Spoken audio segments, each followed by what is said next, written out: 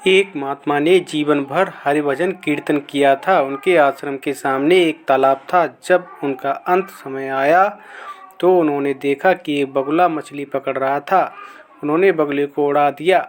इधर उनका शरीर छूटा तो नरक में जाना पड़ा। उनके चेले को स्वप्न में दिखाई दिया कि वे कह रहे हैं, बेटा, हमने जीवन भर कोई पाप नहीं किया, केवल एक बगुले को उड़ा देने मात्र से नरक मिला है मुझे।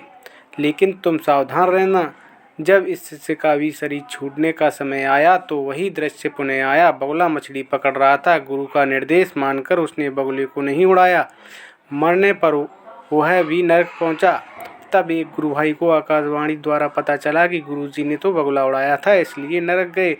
हमने नहीं उड़ाया, इसलिए नरक प्राप्त हुआ है। पर तुम बच के रहना। जब इन गुरु भाई की मरने की घड़ी आई तो संयोगवश पुनः बगुला मछली मारता दिखाई दिया। गुरु भाई ने भगवान को प्रणाम करते हुए प्रार्थना की, भगवान, आप मछली में हो और आप बगुले में भी हो। हमें नहीं मालूम कि आप क्या सही हैं और क्या गलत, पाप क्या है पुण्य क्या है, हमें नहीं पता। आप अपनी व्यवस्था स्वयं देखें, मुझे तो सिर्फ आपके चिंतन से मतलब है।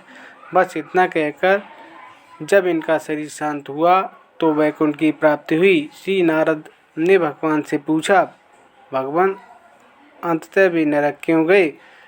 महात्मा ने बगुला उड़ाकर कोई पाप तो नहीं किया।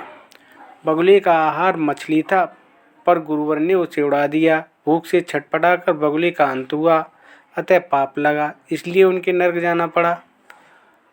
नारद ने फिर पूछा, दूसरे ने तो नहीं उड़ाया, वह क्यों नरक गया? भगवान बोले, उस दिन बगुले का पेट भरा था, वह केवल विनोदवश मछली पकड़ रहा था, उसे उड़ा देने चाहिए था। शिष्य से भूल हुई और इस पाप के कारण उसे नरक मिला। नारद जी ने पुनः पूछा, और तीसरा? भगवान ने कहा, तीसरा मेरे भजन में लगा रहा, उसने सारी जिम्मेदारी मुझको सौंप दी। जैसा होना था वैसा ही हुआ, किंतु मुझसे संबंध जोड़ने के कारण और मेरे ही चिंतन के प्रभाव से वह मेरे धाम को प्राप्त हुआ।